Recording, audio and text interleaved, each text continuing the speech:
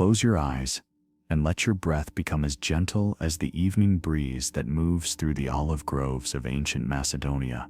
Feel yourself settling into a profound stillness, as if you were a stone that has rested in the same place for 2,000 years, watching empires rise and fall like waves upon a distant shore. Tonight, we journey to a place where time moves differently, where the footsteps of Alexander the Great once echoed through marble halls, where Roman legions later walked in reverent silence, where archaeologists now brush away centuries with infinite patience. This is Pella, the sleeping heart of Macedonia, waiting beneath the stars to share its secrets with those who know how to listen. Imagine yourself drifting, floating above the Macedonian plains, as twilight paints the landscape in shades of lavender and gold. Below you, the Axios River winds like a silver thread through fields that have known both glory and abandonment. The modern world fades away, dissolves, until there is only the eternal dialogue between earth and sky,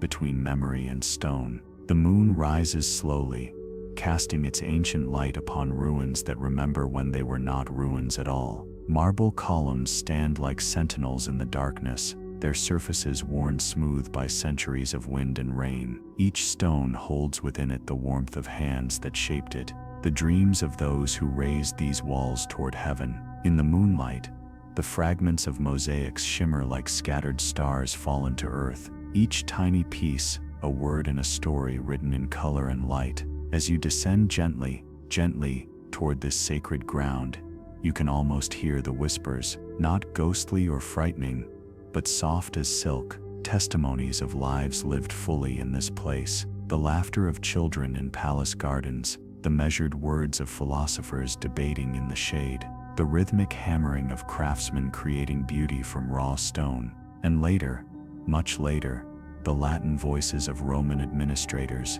trying to understand the magnitude of what they had conquered. For Pella was not merely taken by Rome, it was absorbed, decoded, reinterpreted. Like archaeologists of their own time, the Romans sought to understand what made this city the birthplace of an empire that stretched to the edges of the known world. They walked where Alexander walked. They studied the mosaics that depicted gods and heroes. They tried to capture something ineffable, the spirit of a place that had shaped history itself. And now, as you settle deeper into peaceful awareness, you join this eternal procession of discoverers. Your breathing slows to match the patient rhythm of excavation, your thoughts quiet like dust settling after a day's dig. You are here not to disturb, but to witness, not to take, but to receive. The stones of Pella have been waiting for you, waiting to share their stories in the language of dreams and meditation, waiting to decode themselves through the gentle lens of your resting consciousness.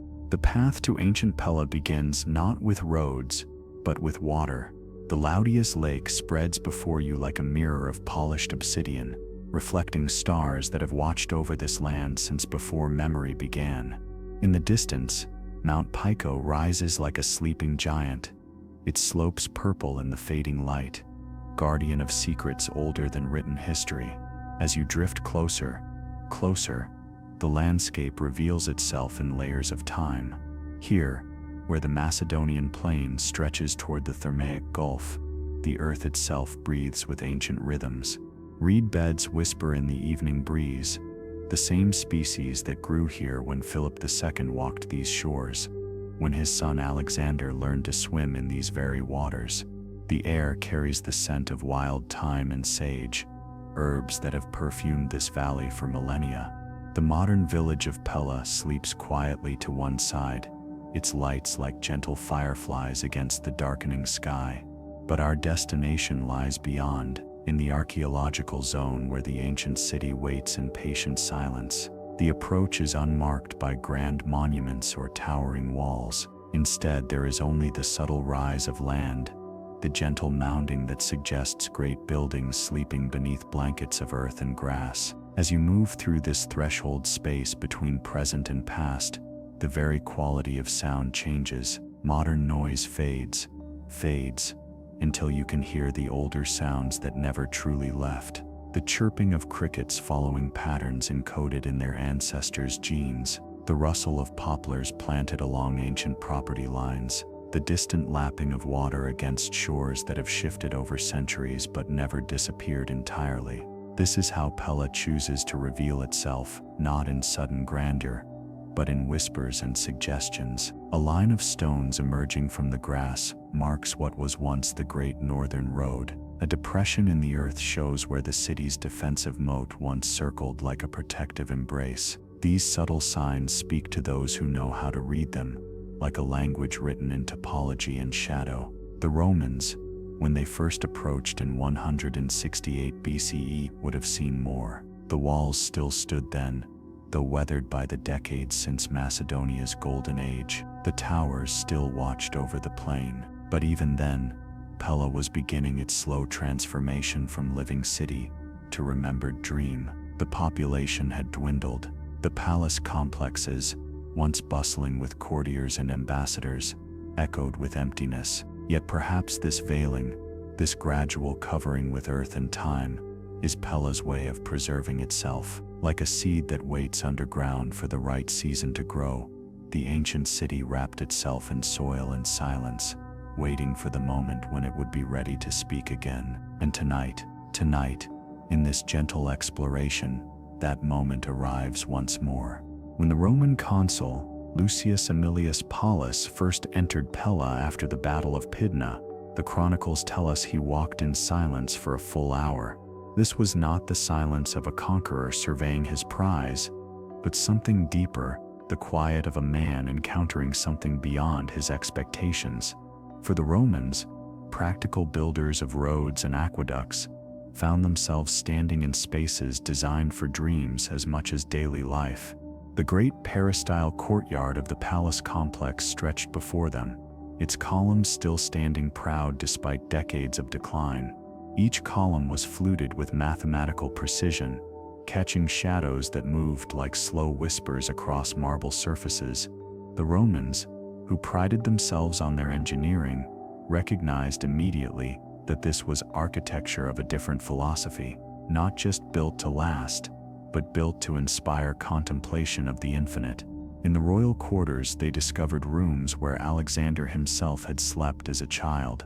The walls, though faded, still bore traces of frescoes depicting mythological scenes: Achilles before Troy, Dionysus in his triumph, heroes and gods mingling in painted conversations. Roman soldiers, men who had marched across half the known world, found themselves moving carefully, respectfully, as if the very air held memories too precious to disturb. The administrative records they found, written on papyrus and clay tablets, revealed a sophisticated bureaucracy that had managed an empire stretching from the Adriatic to the Indus. The Romans studied these documents with the intensity of students, recognizing systems of governance that in some ways surpassed their own. Here were tax records that spoke of fair assessment, legal codes that balanced justice with mercy, correspondence with satraps in languages the Romans had never seen. But it was in the smaller discoveries that Pella truly revealed itself. A child's toy horse,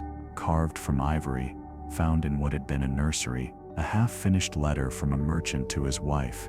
The ink faded, but the longing still visible in the carefully formed words. A kitchen where the grinding stones still held traces of coriander and cumin, spices that had traveled the Silk Road to flavor Macedonian meals. The Roman soldiers set up their camp in the Agora, the great marketplace that had once thundered with commerce. But at night, when the cooking fires died down to embers, they reported strange acoustics, as if the colonnade was designed to carry whispers from one end to the other, as if the very architecture was built for secrets and soft conversations. Some claimed they could hear, in the pre-dawn darkness, the echo of ancient transactions, not ghostly but architectural, the way certain spaces hold sound like cupped hands holding water. This first encounter between Rome and Pella was not a conquest in the traditional sense. It was a meeting of civilizations across time, a dialogue where one empire tried to decode the dreams of another. The Romans had expected to find treasure, and they did, but the true treasure was not gold or silver, it was understanding. After the initial occupation, When the excitement of discovery settled into the routine of administration, the Romans found themselves alone with Pella's profound silence. This was not the temporary quiet of a city at rest, but something deeper, the stillness of spaces that had forgotten the sound of human voices, where even echoes had faded into memory. The throne room, once the heart of an empire that transformed the world, stood empty except for shadows. The throne itself had been removed decades earlier, but its absence was somehow more present than any physical object could be. The raised platform remained, the steps worn smooth by the feet of countless petitioners, ambassadors, and kings. Roman prefects who attempted to use this space for their own ceremonies reported a strange phenomenon. Their voices seemed to disappear into the walls, as if the room itself refused to acknowledge any authority but that of its original masters. Walking through the residential wings at twilight became a meditation for Roman administrators. These corridors, designed with careful attention to light and airflow, created a natural rhythm of illumination and shadow. As the sun set, geometric patterns of light would move across the floors, marking time in a way that mechanical devices never could. The Romans realized that the palace was itself a kind of clock, its architecture calibrated to the movement of celestial bodies. In the queen's quarters they found gardens that had gone wild but not died. Roses, originally imported from Persia, had adapted to neglect by growing stronger, their thorns longer, their blooms more precious for their rarity. Fruit trees planted in careful arrangements had broken free from their original patterns, but still produced sweet figs and pomegranates. Nature had not reclaimed these spaces so much as negotiated a new partnership with the architecture. The library, though most of its scrolls had been removed, or had crumbled to dust, retained something ineffable, call it the memory of knowledge. The shelving system, carved directly into the walls, showed an organizational methodology that fascinated Roman scholars. Empty niches suggested categories of understanding, ways of dividing the world into comprehensible sections. Even absent, the books had left their impression, like the way a river leaves its shape even after changing course. Roman guards assigned to night watch in the palace reported no ghosts, no supernatural occurrences, but something perhaps more unsettling, a feeling of being observed by the architecture itself. The windows, placed to frame specific views of stars and mountains, seemed designed for eyes that no longer looked through them. The acoustic properties of certain rooms suggested they were built for conversations that would never be finished.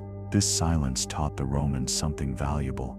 They learned that conquest is not the same as comprehension, that taking a city is not the same as understanding its soul. Pella's empty palaces became their teachers, instructing through absence, speaking through stillness, revealing that sometimes the most profound discoveries come not from what we find missing. In the eastern wing of the palace complex, where morning light first touched marble and the sounds of the city were softened by distance, a young boy once played with wooden soldiers on floors of polished stone. This boy was Alexander, not yet the great, not yet the legend who would weep because there were no more worlds to conquer. Here in Pella, he was simply a prince with golden hair and eyes that seemed to hold storms. The courtyard where he spent his earliest years remains remarkably intact, as if preserved by the weight of destiny that once played here. The geometric patterns of the pebble mosaics, black and white stones arranged in mesmerizing spirals, provided the first maps for a child who would redraw the maps of the world. Servants would later recall how young Alexander would trace these patterns with his fingers, already showing the focused intensity that would characterize his military campaigns. His mother Olympias had chosen this courtyard specifically for its acoustics and light. Every morning, as the sun rose over Mount Pico, the space would fill with golden illumination, warming the limestone benches where she would tell her son stories of gods and heroes. She whispered to him that divine blood flowed in his veins, that Zeus himself was his true father. Whether mythology or maternal ambition, these stories settled into the boy's consciousness like seeds in fertile soil. The rooms adjoining the courtyard still show traces of their original purpose, a small gymnasium where Alexander learned to wrestle and run, his body trained to the same perfection he would later demand of his armies. Scratches on the walls mark where practiced swords struck stone, each mark a moment in the education of a conqueror. The Romans, finding these scars, ran their fingers along them with something approaching reverence, understanding that they were touching the prehistory of empire. In the evening, Philip II would sometimes visit these quarters, limping from his many battle wounds, his one good eye appraising his son with a mixture of pride and unease. The boy was brilliant, that was clear, but there was something in him that went beyond normal ambition. Servants spoke in whispers of the child's questions, not how do we defend Macedonia, but how far east does the world extend, not how do we maintain power, but what lies beyond the edge of all maps. The fountain in the courtyard center, fed by underground springs, still flows with the same water that Alexander cupped in his small hands. The Romans discovered that if you sat on the eastern bench at sunset, the interplay of water sound and evening birds created an almost hypnotic effect. They wondered if this acoustic environment had shaped the young prince's mind, if the constant gentle sound of flowing water had taught him that persistence, not force, was the key to wearing down resistance. This was Alexander's first world, before Aristotle, before Bucephalus, before the ceaseless march toward the sunrise. Here in these quiet spaces, a boy's imagination was shaped by stone and story, by light and legend, until he became the shadow that would fall across 3 continents. To the north of the palace, connected by a covered walkway that provided shade in summer and shelter in winter, lay the Nymphaeum of Mysia, though here in Pella, a smaller version served for initial lessons. This was where Aristotle established his academy for Alexander and the companions who would later become his generals. The space was revolutionary in its design, not a traditional classroom, but an environment for peripatetic learning, where movement and thought were considered inseparable. The colonnade formed a perfect rectangle, 100 paces by 60, dimensions that Aristotle claimed were proportioned to encourage both focused discussion and expansive thinking. As teacher and students walked, their footsteps created a rhythm that enhanced memory retention, a technique the philosopher had developed from observing how Homer's epics were memorized through rhythmic recitation. The Romans, discovering worn grooves in the marble where countless circuits had been walked, realized they were seeing the physical evidence of an educational revolution. Along the walls, at intervals calculated to match a comfortable walking pace, niches held specimens for study. Aristotle had brought samples from across the Greek world, minerals that demonstrated the properties of matter, preserved animals that illustrated the diversity of life, botanical specimens that showed the patterns underlying natural growth. Many had crumbled to dust by the Roman era, but the organizational system remained visible, a taxonomy that would influence scientific thought for 2 millennia. The philosopher's teaching method, as recorded in fragments found by Roman scholars, was deceptively simple. He would pose a question at the eastern gate, perhaps what is courage, or how does one govern those who do not wish to be governed? Then teacher and students would walk, each offering observations, with Aristotle guiding through gentle correction, rather than dogmatic instruction. By the time they reached the eastern gate again, the question would have been examined from every angle, like a jewel turned to catch different lights. Alexander's responses, preserved in some of Aristotle's notes that the Romans discovered sealed in ceramic jars, showed a mind that grasped not just the surface of ideas, but their hidden implications. When asked about the nature of the divine, the young prince responded that gods must exist because humans needed something greater to strive toward. When questioned about the ethics of conquest, he argued that bringing Greek culture to barbarian lands was a moral imperative, a debt owed to human potential. The most intriguing discovery was a series of astronomical observations carved directly into the floor. These markings, indicating celestial positions and planetary movements, suggested that Aristotle taught Alexander not just earthly conquest, but cosmic perspective. The young prince learned to see himself as part of a greater order, his ambitions aligned with the movement of heavens themselves. This fusion of philosophy and ambition, of intellectual rigor and boundless dreams, would create a conqueror unlike any before or since. The Romans recognized in this educational space the birthplace of a new form of power, conquest not just through force, but through idea, empire built on philosophy as much as phalanx. West of the palace, where the ground leveled into a vast plain suitable for military exercises, the Romans discovered what remained of Alexander's physical training grounds. Here, the education of the mind gave way to the education of the body, though for Alexander, the two were never truly separate. The space spoke of a different kind of learning, the cultivation of excellence through repetition, the transformation of human limitation into legendary capability. The hippodrome, though partially collapsed, still showed its original dimensions, 1,200 feet of track where Alexander learned to ride before he could properly write. It was here, according to court records the Romans found, that the 12-year-old prince first mounted Bucephalus, the horse that others had declared untamable. The boy had noticed what others missed. The stallion feared his own shadow. By turning him toward the sun, Alexander transformed fear into power, a lesson he would apply to human psychology throughout his campaigns. The weapons training area revealed more intimate details, posts of different heights, some barely knee-high, others towering 8 feet, showed where Alexander learned to fight opponents of every size. The ground, packed hard by countless hours of practice, had been mixed with sand from different regions, Thracian river sand, Aegean beach sand, even sand from Egypt, each providing different footing. Philip II, despite his conflicts with his son, had ensured that the boy would be prepared for any terrain he might encounter. Roman military engineers were particularly impressed by the siege equipment training ground. Miniature walls had been constructed using various materials, mud brick, stone, wood reinforced with bronze. Young Alexander and his companions learned not just to use siege engines, but to understand the principles behind them.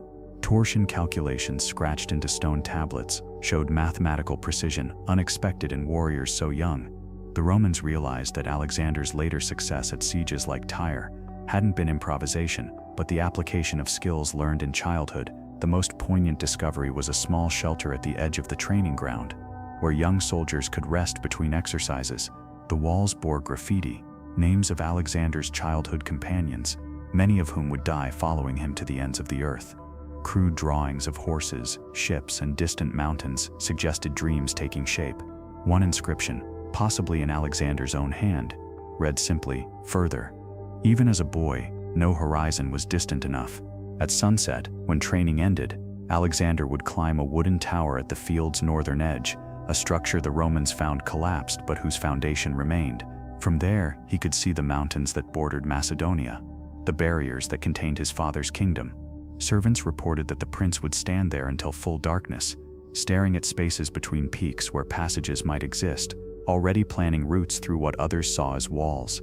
The Romans, standing in these same training grounds 3 centuries later, understood they were witnessing the forge where raw talent had been hammered into historical force. Every sword mark in the practice posts, every hoofprint in the riding arena, every stone in the miniature siege walls had contributed to creating not just a conqueror, but a transformer of worlds. Beneath a thin layer of soil, protected by centuries of neglect that had paradoxically become preservation, the Romans uncovered what would become Pella's most eloquent voice, the mosaics. The first to emerge was the Lion Hunt, a masterpiece that stopped the excavating soldiers mid-breath.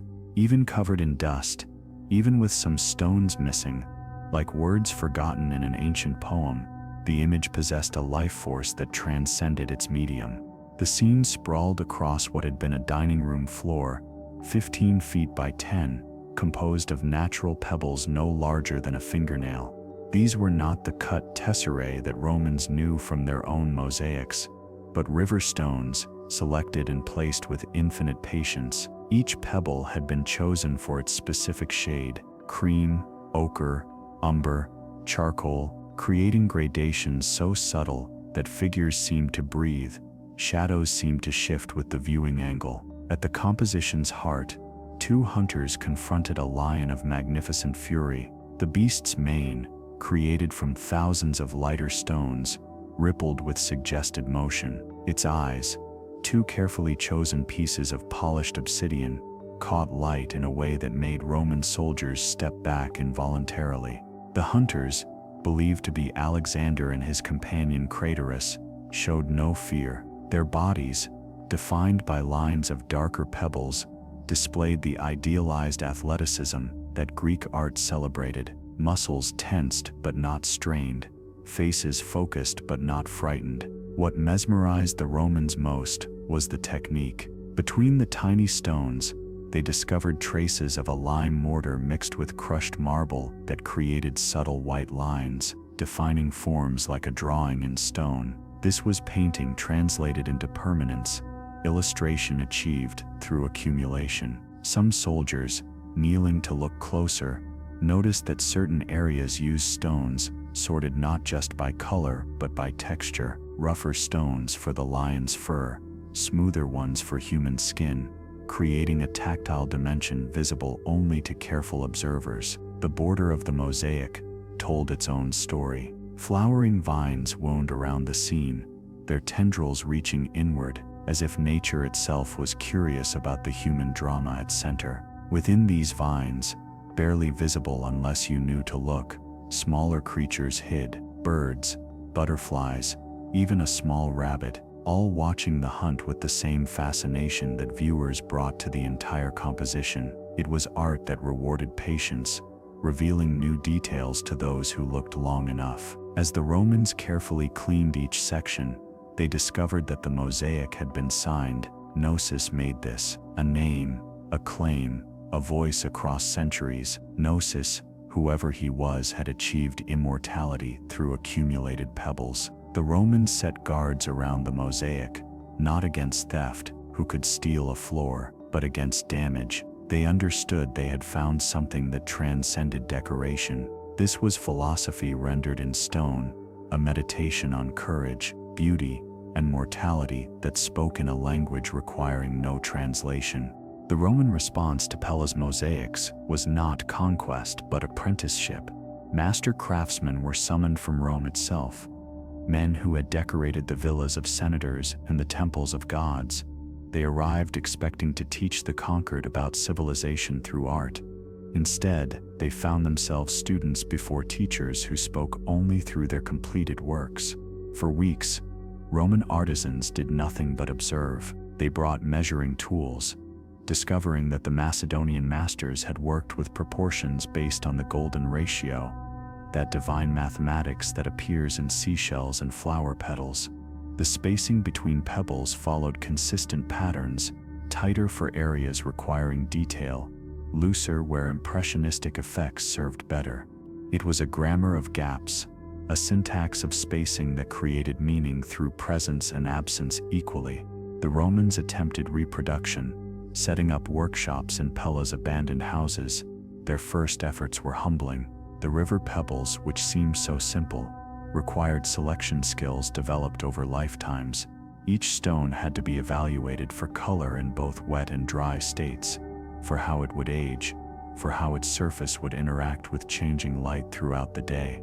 Macedonian apprentices, they realized, must have spent years just learning to see stones properly before ever setting one in mortar. The mortar itself became a subject of intensive study. Roman analysis revealed ingredients that surprised them, not just lime and sand, but crushed pottery for flexibility, egg whites for adhesion, and traces of what appeared to be milk proteins. The mixture had to be neither too wet nor too dry, applied at exactly the right moment in its curing process. Too early, and the pebbles would sink; too late, and they wouldn't adhere properly. It was alchemy achieved through experience rather than formula. Most challenging was understanding the artistic vision that guided placement. Roman mosaics tended toward geometric precision, patterns that pleased through symmetry. The Macedonian works achieved something different, an organic flow that seemed spontaneous, but was actually meticulously planned. Preliminary sketches, faintly visible on some underlying surfaces, showed that every curve, every shadow, every highlight had been mapped before the first pebble was placed. The Romans discovered tools they hadn't expected: tiny hammers with heads no larger than olives, tweezers designed specifically for pebble manipulation, brushes made from specific plants that wouldn't disturb fresh mortar. But beyond tools, they found evidence of rituals. Certain mosaics showed signs of having been created during specific seasons, when light quality would best reveal the work's progress. Others incorporated astronomical alignments, suggesting the artists worked in harmony with celestial cycles. One Roman artisan, in a letter preserved in the archaeological record, wrote to his patron, "We came to teach art to barbarians. Instead, we discovered that art has languages we never knew existed." The Macedonians painted with stones the way poets paint with words, each piece essential, none accidental, the whole greater than comprehension. This humility, rare in conquerors, showed how Pella's mosaics had become teachers, instructing through beauty that some achievements transcend empire. Beyond the lion hunt, the Romans uncovered a library written in pebbles, each mosaic a volume in an encyclopedia of Macedonian consciousness.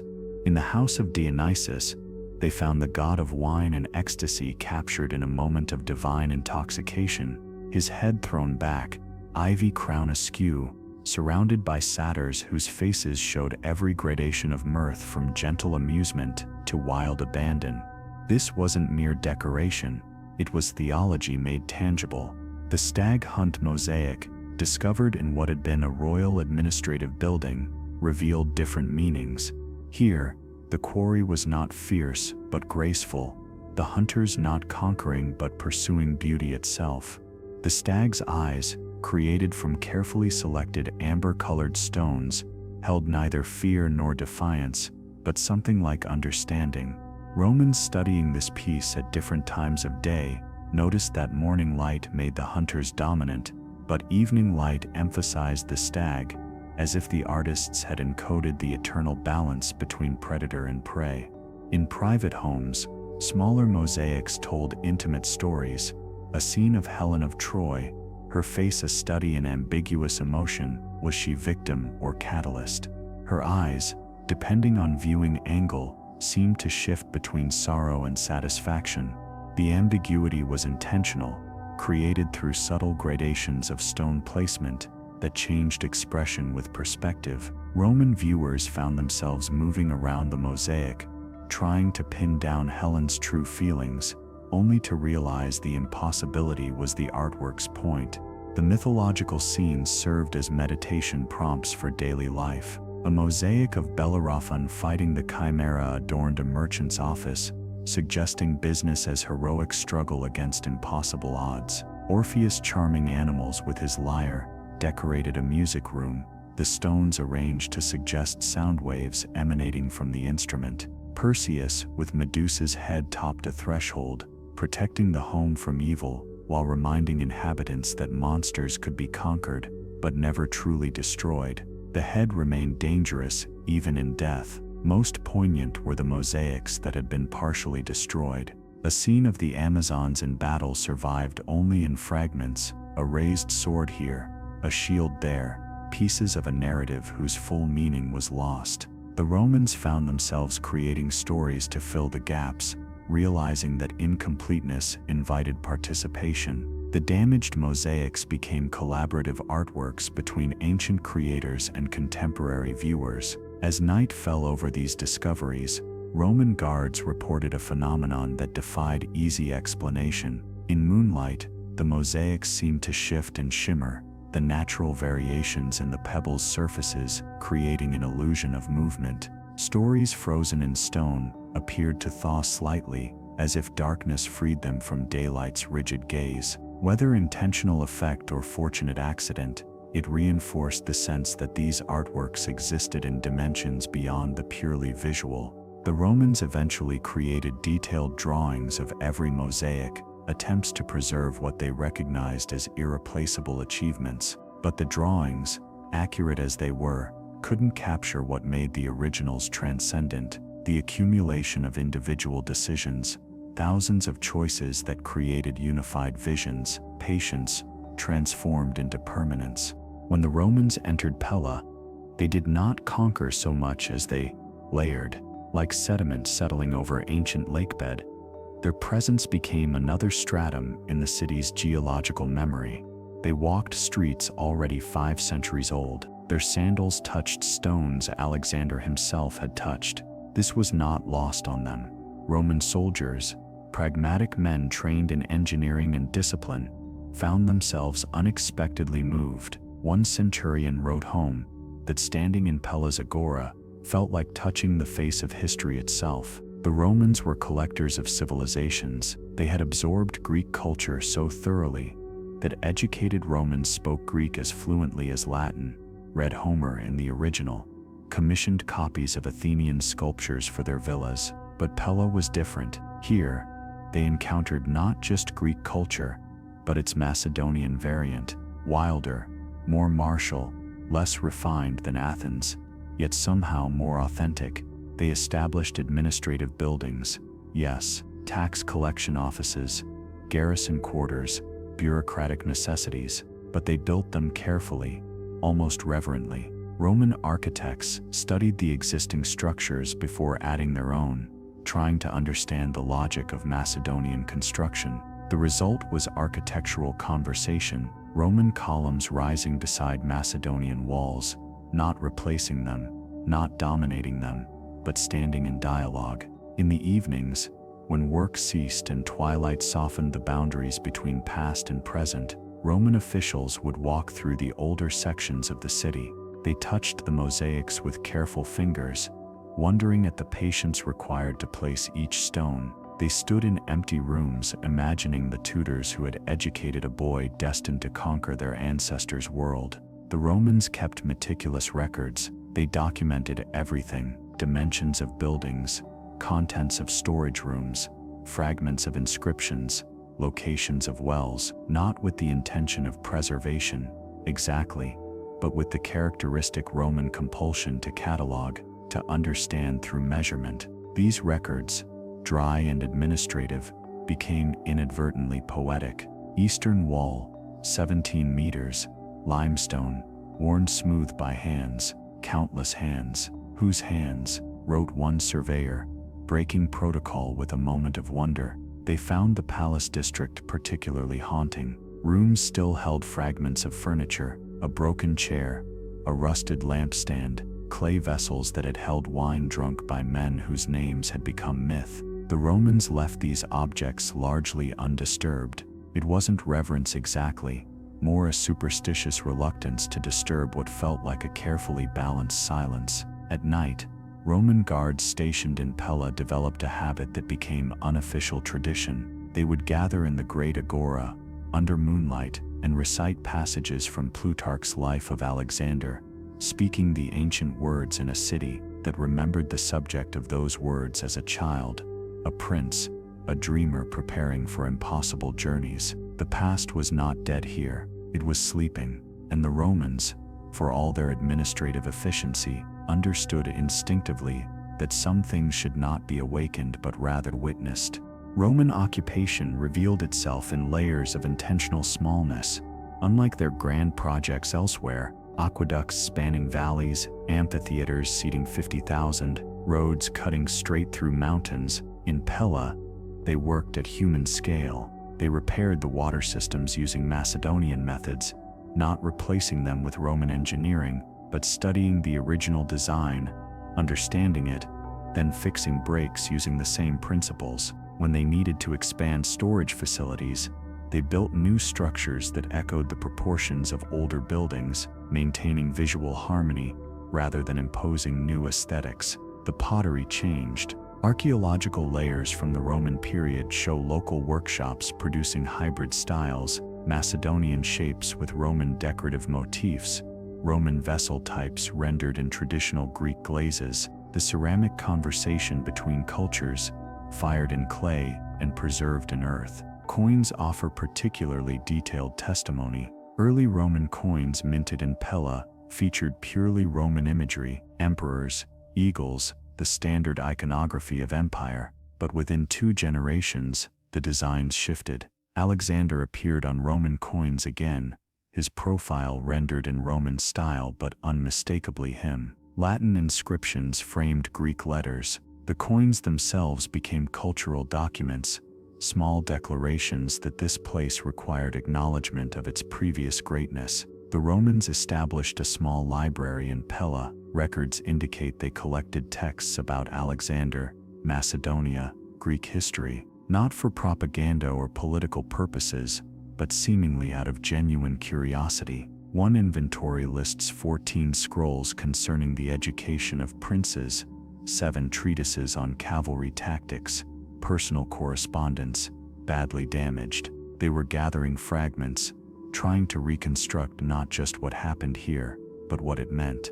Temple maintenance shows similar patterns of respect. The Romans, devotees of their own pantheon yet comfortable with Greek gods, maintained Macedonian sanctuaries even when worship had largely ceased. They repaired roofs, cleared debris, kept small oil lamps burning. One inscription, barely legible, suggests they did this so the gods should not feel abandoned in stone. The garrison stationed at Pella developed a peculiar reputation among Roman military circles. Soldiers posted here reported feeling the weight of the past more acutely than in other provincial assignments. Some requested transfers after a few months, unable to bear what they described as too much silence, too many ghosts. Others requested extensions, drawn to something they couldn't quite articulate, perhaps the privilege of standing watch over history itself. Roman children born in Pella grew up playing in spaces Alexander had played in. They climbed the same hills, swam in the same waters, discovered the same hiding spots. The city inducted them into its long memory without ceremony or announcement. They simply breathed air that had circulated through centuries, and something of those centuries settled in their bones. When Roman officials eventually catalogued Pella for administrative purposes, the document revealed something unexpected. The usual Roman efficiency, population counts, tax assessments, military resources, but also paragraphs of description that served no administrative function. "The light at sunset turns the limestone gold," wrote one bureaucrat. Standing in the empty palace, one hears voices, not real voices, memory voices. The Romans, conquerors and administrators, had become, almost accidentally, curators. The Romans left their own testimony in Pella, written in stone but also in absence, in what they chose not to build, not to change, not to destroy. Inscriptions appeared on existing walls, not grand declarations of conquest, but smaller markers, restored by order of Governor Marcus Antonius, in respect for what stood here before. This mosaic preserved at public expense.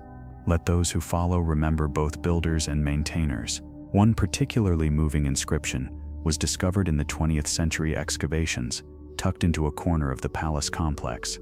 Written in Greek by a Roman hand, it reads, "I, Gaius Flavius, engineer, have walked these halls and measured these walls and calculated these proportions, and I confess I do not understand how they knew, but I am grateful they did, and I am grateful to stand where they stood, and I hope those who come after me will be grateful to stand where I stand now."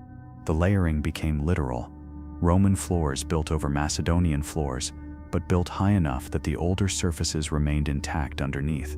When archaeologists excavated, they found Roman rooms containing Macedonian rooms containing even older structures, nested histories, none erasing the others, each adding without subtracting. The Romans documented what they found but couldn't fully comprehend. Lists survive. In the eastern quarter, a room covered entirely in small stones forming images of creatures, purpose unknown, beauty undeniable. They were describing mosaics, of course, but their language reveals something else, the humility of recognizing excellence they couldn't replicate.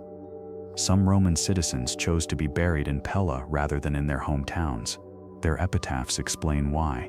"Here where greatness walked. In the shadow of the conqueror, we rest. This earth holds more than us."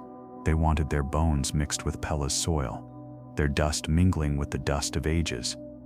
The last Roman inscription found in Pella dates to the late 4th century CE, shortly before the administrative withdrawal. It's fragmentary, damaged by time, but the surviving words are haunting. "We came as rulers and leave as students. This place taught us reverence. Not everything can be conquered. Some things only witnessed. We tried to be worthy of the trust of standing here. The sentence breaks where the stone breaks. We don't know how it ended. Perhaps we're not meant to. What the Romans left behind, beyond their architectural contributions and administrative records, was a model for engaging with the past. They didn't deny their power, but they subordinated it to something they recognized as greater, the accumulated meaning of a place that had witnessed transformation at scales they could barely imagine. They were empire, but they knew they weren't the first empire, and Pella made them wonder if they would be the last. In their wondering, they left space for us. In the northern quarter of Pella, where the land rises slightly toward distant mountains, 3 temples stood in careful arrangement, not touching, not aligned, but positioned in relationship to each other, like notes in a chord: Aphrodite, Daron, Dionysus, love, the local hero deity, and divine ecstasy. The Macedonians understood something about the architecture of worship. When you stand among these ruins now, even in daylight, there's a quality to the silence, not absence of sound, but presence of quiet, the kind that makes you aware of your own breathing, your heartbeat, the small movements of air against skin. The temple of Aphrodite was smallest, surprisingly so. The goddess of love and beauty commanded grand sanctuaries elsewhere: Corinth, Paphos, Cythera. But here in Pella, her temple was intimate, almost domestic in scale. The Macedonians, practical people, seemed to understand that love works better in small spaces. Fragments of the temple survive: column bases, pieces of frieze, sections of floor. The Romans documented finding rose petals preserved in sealed vessels, still faintly fragrant after centuries, offerings left by women hoping for love, blessing marriages, praying for reconciliation. The petals had turned to dust when exposed to air, but for a moment, the scent of ancient devotion filled the excavation site. The altar showed evidence of honey offerings, residue in the stone's pores, chemical signatures that persisted through millennia. Honey doesn't spoil. Ancient beekeepers knew this. Offerings meant to last forever, sweetness as eternal petition. Daron's sanctuary stood slightly apart. Local deity, guardian specific to this region, this city. Other places might not know his name, but here he mattered. His temple was larger than Aphrodite's, built of darker stone that seemed to absorb light rather than reflect it. The Macedonians left few written prayers, but they left marks, handprints pressed into soft clay before it hardened, fingerprints of supplicants from 23 centuries ago. Small and large hands, men, women, children, each print a moment of hope, fear, gratitude, need. The clay remembered when memory itself had forgotten. Inside Daron's temple, niches held offerings that archaeologists catalogued with careful wonder: miniature shields, toy weapons, small carved horses, warriors seeking protection, or perhaps children learning early to petition gods of defense and courage. The distinction blurred. In Macedonia, childhood and preparation for warfare existed in uncomfortable proximity. The temple of Dionysus was largest, most elaborate, most deliberately dramatic in design. God of wine, theater, divine madness, liberation from ordinary consciousness. The Macedonians, for all their military discipline, understood the necessity of release. The temple's floor sloped inward, creating natural amphitheater acoustics. Worshippers' voices would have amplified, overlapped, created walls of sound. Dionysian worship involved music, dancing, losing oneself in collective ecstasy. The architecture facilitated this, encouraged it, made transcendence easier through design. Wine stains survived in stone, not metaphorically, actual chemical traces of ancient wine, poured as libation, soaked into limestone, waiting 2,300 years to be analyzed by spectrometry and gas chromatography. The past written in molecules. When Romans encountered these temples, they experienced a particular kind of cognitive doubling. Their gods and Greek gods shared names, functions, stories, but weren't quite the same. Venus and Aphrodite, overlapping but not identical. Bacchus and Dionysus, similar but subtly different in character. The Romans decided not to decide.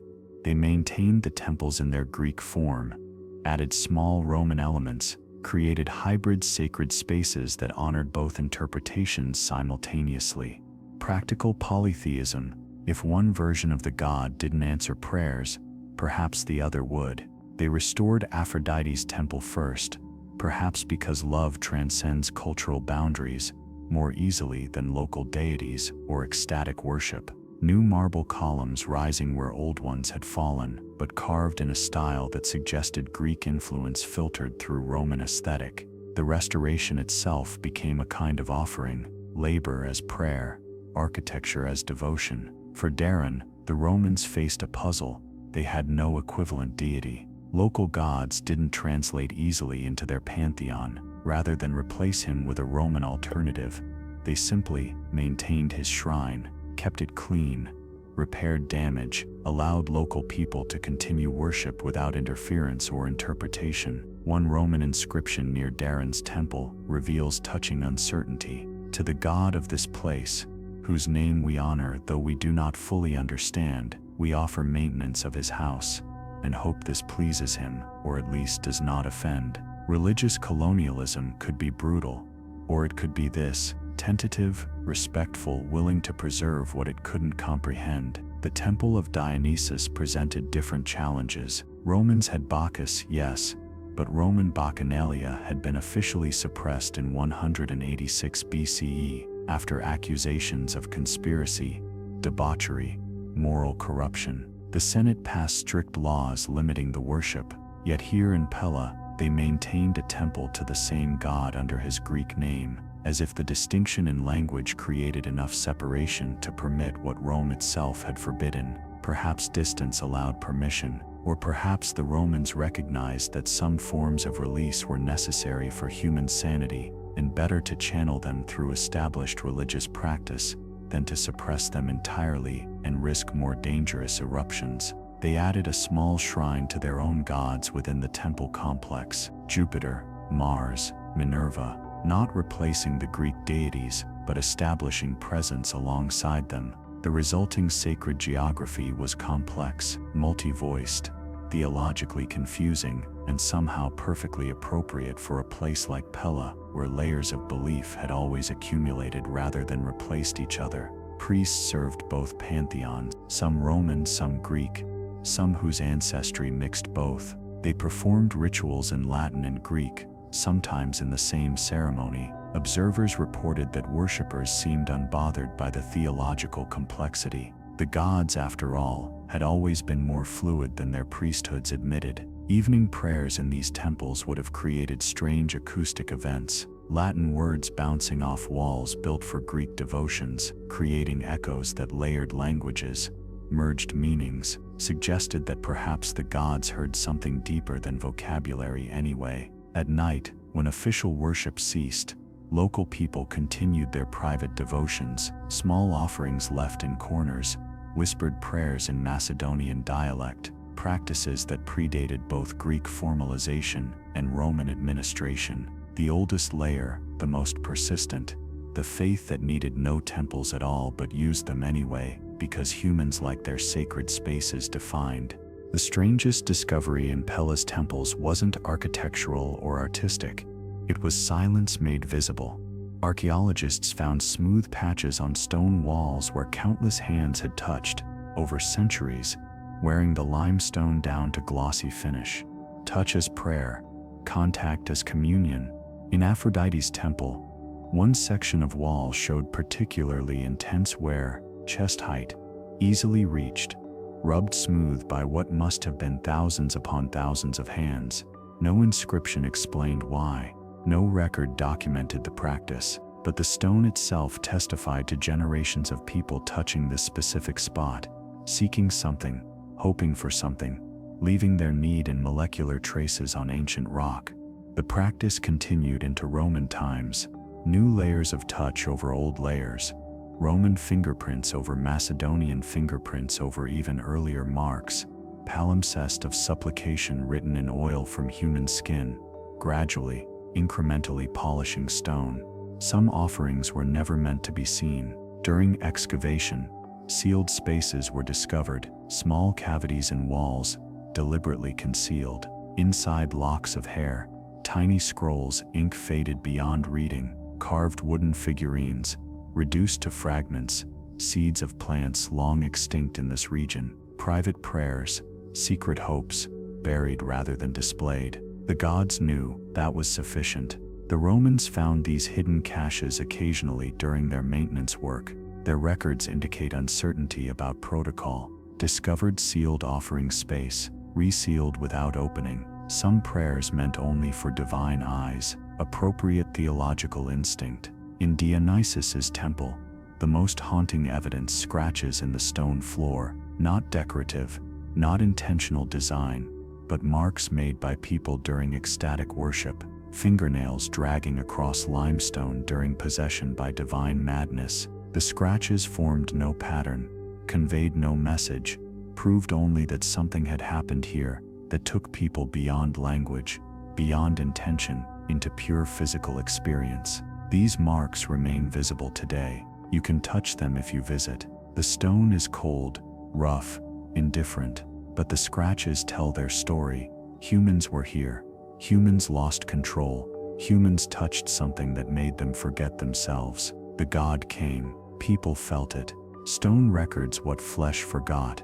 The absence of written prayers is perhaps the most eloquent testimony. In other Greek sanctuaries, walls are covered with inscriptions, petitions, thanks, votive declarations, but Pella's temples remained largely unwritten upon, as if words would have diminished what was sought here, as if silence held more hope than language. The Romans, who loved documentation, found this frustrating. No record of miracles granted or prayers answered, no testimonies of healing or divine intervention, no explanation of ritual practice. What they missed, the absence itself, was the answer. Some worship is too intimate for public declaration. Some gods prefer anonymity to publicity. At night, in these ruined temples under moonlight, something remains, not ghosts, nothing so definite, more like resonance. The accumulated emotional charge of centuries of human hope compressed into stone, waiting. If you're quiet enough, still enough, patient enough, you might feel it. The presence that is really absence. The silence that speaks if you can learn its language. The gods have left. The prayers remain, fossilized, patient, eternal. 7 acres. That's how large Pella's agora was. To put this in perspective, Athens' famous agora, where Socrates walked and debated, covered roughly 3 acres. Corinth's commercial center, bustling crossroads of Mediterranean trade, measured 4 acres. Pella's marketplace was larger than both combined. When you stand in its ruins now, under moonlight, the scale becomes almost incomprehensible. The eye struggles to take in the full perimeter. What was once the beating heart of a city stretches into shadows, columns rising like a petrified forest, moonlight pooling in ancient footpaths, worn smooth by millions of vanished steps. The Romans, when they first surveyed this space, initially misidentified it. Military parade ground, wrote the first surveyor, unable to conceive of a marketplace this vast. Only when excavation revealed the commercial infrastructure, stone counters, money changer booths, storage rooms, honeycombing the periphery, did they understand. This wasn't for armies, this was for everything else. The agora was organized with Macedonian precision. Northern section, luxury goods, jewelry, fine textiles, imported spices. Eastern section, local produce, grain, olive oil, basic necessities. Southern section, livestock, leather goods, practical items. Western section, foreign traders, exotic goods, items from beyond the Greek world. But the organization was flexible, breathing. Merchants could migrate between sections. A successful produce seller might graduate to the luxury quarter. Foreign traders, who proved reliable, earned prime positions. The marketplace rewarded adaptation, embraced fluidity, understood that commerce lives in the spaces between rigid categories. Column bases remain, marking covered colonnades. that would have sheltered merchants and shoppers from sun and rain. 40 columns per side, 160 columns total, creating shaded walkways around the entire perimeter.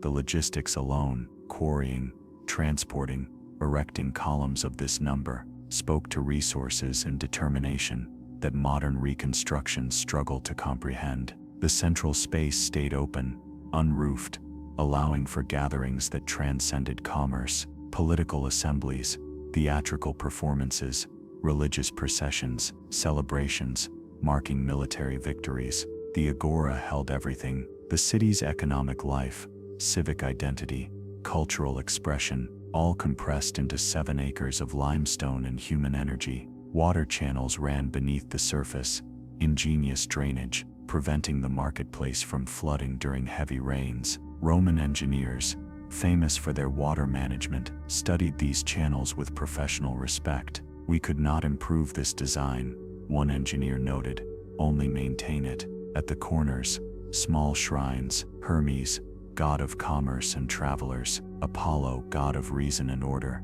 Demeter, goddess of harvest and abundance. The gods watched the marketplace, sanctifying transaction, reminding everyone that exchange involved more than money. It involved trust, community, the sacred dimension of human interdependence. Night was when the agora transformed. Torches would be lit, casting dancing shadows. Musicians would play. The day's business would soften into evening socializing. Young men and women would see each other, exchange glances, begin courtships that would lead to marriages, children, continuations of the city's human story. The agora wasn't just where Pella did business, it was where Pella became itself, daily, through 10,000 small interactions that accumulated into civic life. The Romans documented what they found in the marketplace with characteristic thoroughness, but sometimes their reports broke from bureaucratic dryness into something approaching poetry. In the northwestern corner, storage rooms still contain amphorae marked in languages we cannot read.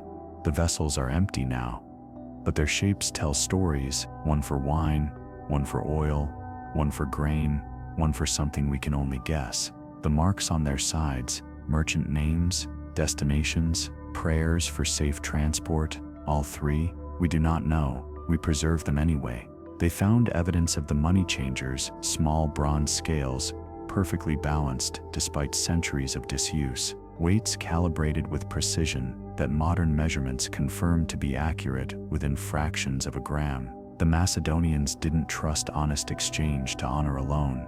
They built verification into the infrastructure. One storage room yielded a surprise: children's toys mixed with commercial goods, a wooden horse, paint faded but form intact, clay figurines of soldiers, chariots, animals. The merchants brought their families to the agora. Children played among the commerce, learning through observation what their education would later formalize. The marketplace was their classroom, teaching mathematics through counting coins, geography through foreign goods, human nature through watching negotiations. The Romans tried to reactivate the agora. Briefly, they repaired some structures, cleaned the channels, invited merchants to return, but something didn't work. The space was too large for the diminished population. Their voices couldn't fill it. The emptiness echoed. After 2 years, they abandoned the attempt. The agora became what it perhaps needed to become: memorial rather than marketplace, monument to an economic vitality that couldn't be artificially revived. They maintained it, but as historical site rather than functioning space. Roman citizens would visit on evenings, walking the empty colonnades, imagining the crowds that once filled this vastness. Some left written reflections carved discreetly into walls: stood here wondering who stood here before me, heard voices but found no speakers. The silence here weighs more than sound. One Roman teenager, perhaps 15 or 16, carved a fuller message that archaeologists discovered in 1957. My father says when he was young the marketplace still had some activity. By my time it's empty, but I like it better this way. When it's quiet, you can hear what it was. When it's busy, you only hear what it is. I prefer memory to presence. Is that strange? The graffiti continues. I come here to think. Nobody bothers me. The columns don't judge, the stones don't expect anything. I can be alone with thousands. The dead ones, the gone ones. They're better company than most living people I know. Less demanding, more patient. The message ends. If you're reading this and I'm dead, know that I was happy here, in the emptiness, with the ghosts of commerce. Tell my mother I was safe. We don't know if the teenager survived to adulthood. We don't know if the mother ever received the message. We know only that the agora provided sanctuary for someone who needed it, comfort in its vastness, peace in its abandonment. What haunts about the agora isn't what was sold there, but what was exchanged that left no physical trace. Conversations, arguments, laughter, the negotiation that became friendship, the chance encounter that became love story, the child who watched her father work and decided what kind of person she wanted to become. The limestone remembers none of this specifically, but it remembers collectively, the way a forest remembers the wind, not individual gusts, but the cumulative effect of air moving through leaves, shaping branches, directing growth. The agora's stones were shaped by human activity, worn by footsteps, smoothed by countless touches, changed by the simple fact of being used, day after day, generation after generation. Archaeologists found coins in the drainage channels. They'd slipped through cracks, been washed by rain into the underground waterways, stayed there while empires rose and fell overhead. When excavated, cleaned, catalogued, they showed faces of long-dead kings, denominations of currencies that no longer existed, dates and systems we've had to reconstruct. But the coins also showed wear patterns, which ones were handled frequently, which ones passed through many hands, which ones were treasured, kept, rarely spent. The metal itself became historical document, biography of bronze, story told in scratches and smoothness. One coin in particular, minted during Alexander's lifetime, portrait profile showing him young, still undefeated, still immortal in the way young men imagine themselves immortal. The coin had been worn almost smooth on one side, as if someone carried it constantly, touched it repeatedly, perhaps for luck, perhaps for memory, perhaps just as talisman of a time when everything seemed possible. That coin was found in the agora's southeastern corner, near the livestock section, far from the luxury quarter where you'd expect someone wealthy enough to keep an Alexander-era coin as keepsake. Perhaps a farmer, perhaps a leather worker, someone whose prosperity was modest, but whose connection to the city's greatest son was intimate, personal, kept literally close to heart.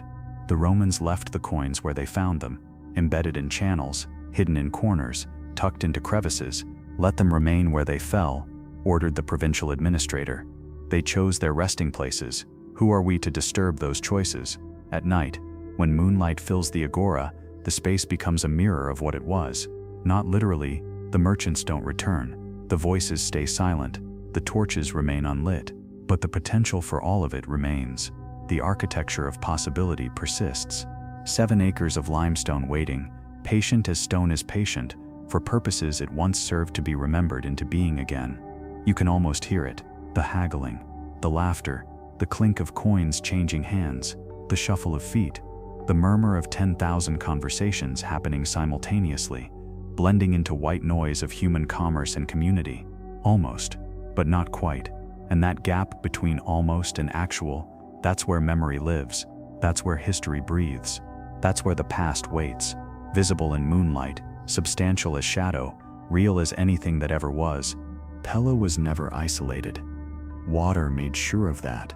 The Axios River, ancient and patient, wound through the landscape connecting the city to the Thermaic Gulf, and through the Gulf to the Mediterranean, and through the Mediterranean to the entire known world. The river has changed its course since ancient times. Earthquakes, floods, human engineering, the slow violence of sedimentation, all conspired to move water from where it flowed in Alexander's time to where it flows now. But the riverbed remains, ghostly trace visible from aerial surveys, ancient channel preserved in soil chemistry, and subtle elevation changes. Walking the old riverbed today, you walk on what was once liquid highway. Ships passed here, carrying Macedonian timber south toward Athens, returning with Athenian silver and philosophy. Egyptian grain traveled north along this water, Persian carpets, Indian spices, amber from the Baltic, all found their way to Pella via this river connection. The Romans understood water the way few civilizations have. They could make it flow uphill, carry it across valleys, store it, redirect it, control it with engineering precision that still impresses modern hydraulic specialists. When they surveyed Pella's water systems, they found something unexpected. The Macedonians had understood water differently, not as substance to control but as partner to work with. The harbor facilities at Pella were modest compared to major ports like Alexandria or Ostia, but they were perfectly calibrated to the city's needs. Docks extended into water deep enough for merchant vessels but shallow enough to prevent the truly massive warships from approaching unannounced. Security through geography, defense through hydrological design. The Romans documented flood patterns stretching back centuries, records maintained by Macedonian harbor masters who understood that memory of past floods prevented future disasters. Every 73 years, major flooding, noted one ancient record. Prepare warehouses accordingly, elevate grain storage, reinforce channel walls. The river remembers even when we forget. At the water's edge, shrines to Poseidon, not the ocean god, exactly, but his freshwater cousin, deity of rivers and safe passage, protector of sailors on inland waterways. The Romans added their own Neptune, slightly different interpretation of the same divine function. Two names, one prayer, let the waters be kind. Small boats were found during excavation, preserved in mud that had sealed them away from oxygen and decay. Their construction showed sophisticated understanding of river navigation, shallow draft for negotiating variable depths, reinforced hulls for handling debris, steering mechanisms that could be operated by single sailor, working boats, unglamorous, essential. The river brought news before any messenger could. Sailors talked. Information traveled at the speed of current. A political shift in Athens would be discussed in Pella's harbor before official word arrived. Merchants gossiped with the detailed knowledge of people whose livelihood depended on understanding connections, patterns, the way distant events rippled outward, affecting everything they touched. At night, the river reflected stars. Ancient observers noted this, wrote about it, seemed almost mystically moved by the idea that celestial lights could be captured in earthly water. The gods above, the gods below, meeting in the river's mirror, wrote one poet whose name has been lost, but whose words survived in fragment. The Thermaic Gulf was Pella's window to the world. 30 kilometers separated the city from the sea, but those kilometers were liquid, navigable, alive with traffic during the city's height. When Alexander launched his eastern campaign, much of his initial fleet was built near Pella, using Macedonian timber from forests that are now legend. The ships that would carry his armies across the Hellespont, down the coast of Asia Minor, eventually to Egypt and beyond, they began as trees growing within sight of the city. The Romans found shipyard remnants, tools for construction, slipways carved into riverbank at angles calculated for launching vessels without damage. They found evidence of something else too, ritual practices. Before each launch, sacrifices, blood mixed with river water, poured over bows, blessing meeting engineering. One Roman observer wrote with barely concealed emotion, stood where Alexander's fleet was born. The wood is gone, the ships long destroyed or rotted, but the earth remembers. You can feel it, weight of departure, hope of conquest, terror of the unknown sea, all compressed into mud and stones. Trade records reveal Pella's maritime network extended far beyond what political control reached. Goods from Britain appeared in Pella's archaeological layers. Tin from Cornwall, worked into bronze in Macedonian workshops. How did it get there? Through networks of exchange that connected Atlantic shores to Aegean cities, relationships built on trust and profit, independent of empire. The Romans, masters of maritime trade themselves, studied these networks with professional interest. They found evidence of merchant families who had maintained trading relationships across generations. A Phoenician family in Tyre doing business with a Macedonian family in Pella for over 200 years, exchange of goods and correspondence spanning 8 generations. One letter survived, badly damaged, Your great-grandfather knew my great-grandfather. Our families have dealt fairly, therefore I trust, even though we have never met. Reputation carries through time. Honor is inherited. My son will continue when I am gone.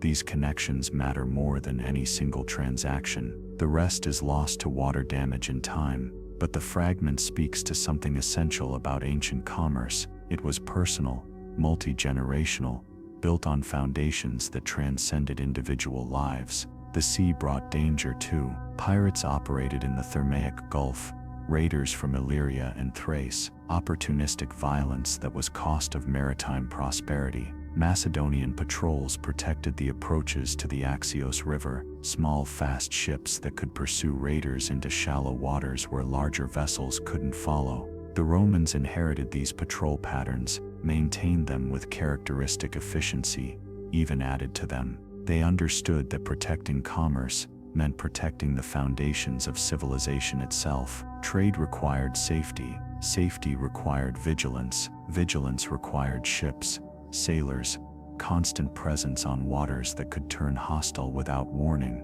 At night, signal fires communicated along the coast, code unknown to us now, meaning lost, but the charcoal remains of fire platforms mark where watchers once stood, looking out to sea, ready to alert Pella if danger approached from the water. The Gulf is still there, the river still reaches it, ships still pass, though they're different ships, carrying different cargoes, serving different purposes, but the route remains, the connection persists. Water remembers its channels even when human memory fails.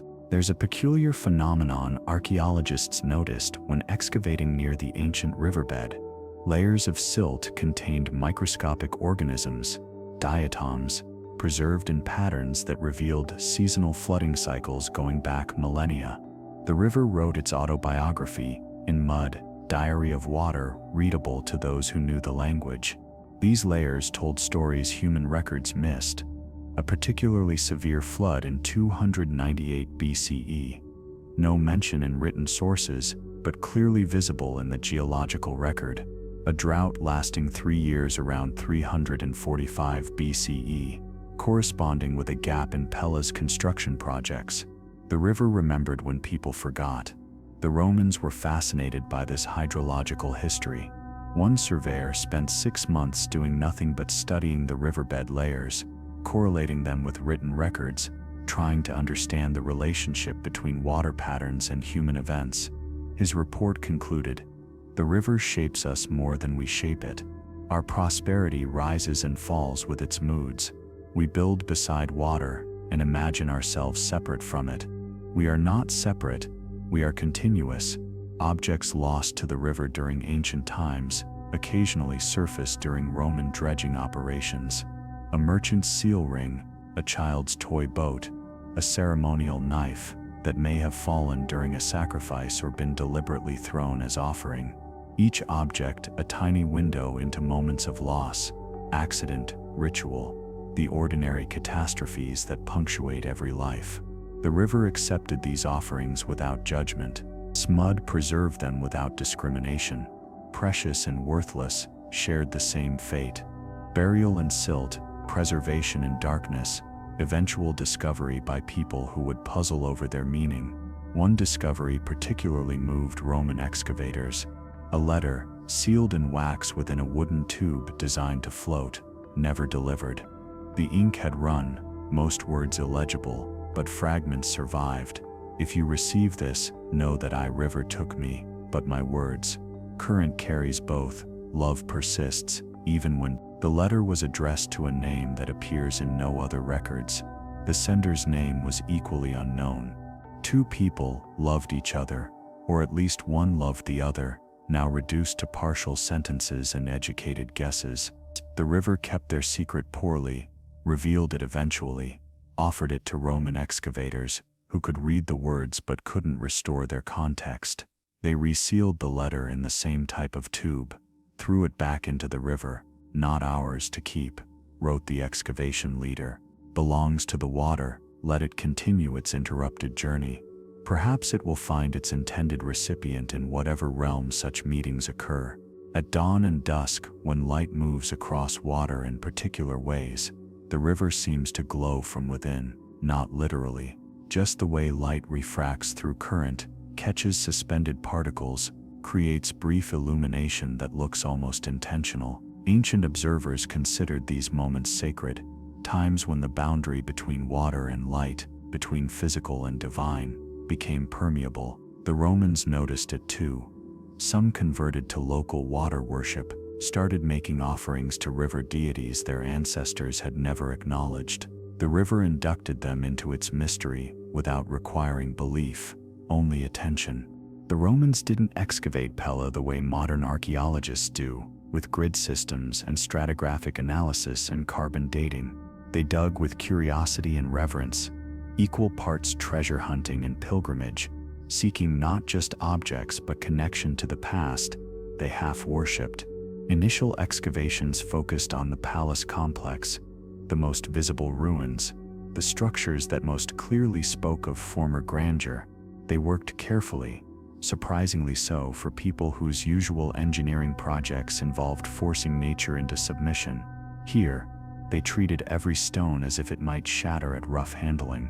One foreman's diary survives, daily entries documenting not just what they found but how it felt to find it. Today uncovered a room that may have been a library. Fragments of scroll cases, bronze fittings, what appears to be a reading couch, sat in the space imagining who sat here before, what they read, what they thought. The shadows fell the same way then as now, only the readers have changed. They found personal items that historical records never mentioned. A child's sandal, leather preserved by fortunate chemistry, a woman's hair comb, bronze with intricate decorative patterns, a man's stylus, used for writing on wax tablets, worn smooth by countless letters, calculations, poems, grocery lists, all the texts that comprise a life. These objects unmade them slightly. The Romans came as excavators and left as mourners, grieving people they'd never known, whose names they'd never learn, whose lives had left only these fragmentary traces. One soldier carved graffiti that remained hidden until modern excavation uncovered it. Found a baby's rattle today. Cried, not sure why. Felt foolish. Still crying. The most significant discovery came 18 months into excavation. A sealed room, entrance hidden behind collapsed wall, untouched since Pella's decline. When they broke through, dust settled to reveal nothing dramatic, no gold, no statues, just a room full of ordinary objects, cooking pots, loom weights, oil lamps, storage jars.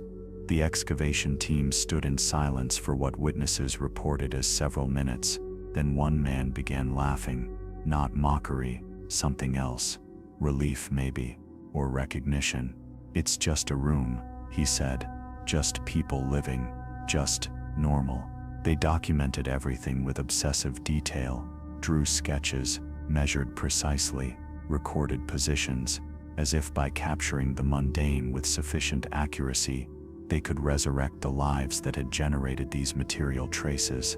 One clay lamp showed evidence of having been repaired multiple times. The base had cracked, been bound with wire, cracked again, been patched with lead solder. Someone had loved this lamp enough to keep fixing it, or had been too poor to replace it, or both. The lamp told a story of persistence, poverty, resourcefulness, care, entire philosophy of living compressed into an object worth perhaps a few coins when new. The Romans left the room largely intact, sealed it again, posted a guard. Sacred space, declared the provincial governor, not because gods lived here, but because people did. That's sacred enough. The Romans began reconstruction projects, but with unusual constraint. They had the resources to completely rebuild Pella, transform it into a showpiece Roman city. They chose not to. Instead, they repaired rather than replaced. Macedonian walls were stabilized with Roman techniques, but not covered over. Cracked mosaics were consolidated, but not restored. The damage left visible as part of their history. Collapsed roofs were rebuilt using original design principles rather than Roman architectural preferences. One construction overseer explained the approach in a letter to his superior. "We are not here to improve what was, but to preserve it. Our role is custodial, not creative. Future generations should see what Macedonia built, not what Rome built atop Macedonia." This philosophy extended to city planning. When Roman citizens began settling in Pella, they built their homes in previously empty quarters, rather than demolishing Macedonian structures to make room. The city expanded rather than transformed, new layers adjacent to old rather than replacing them.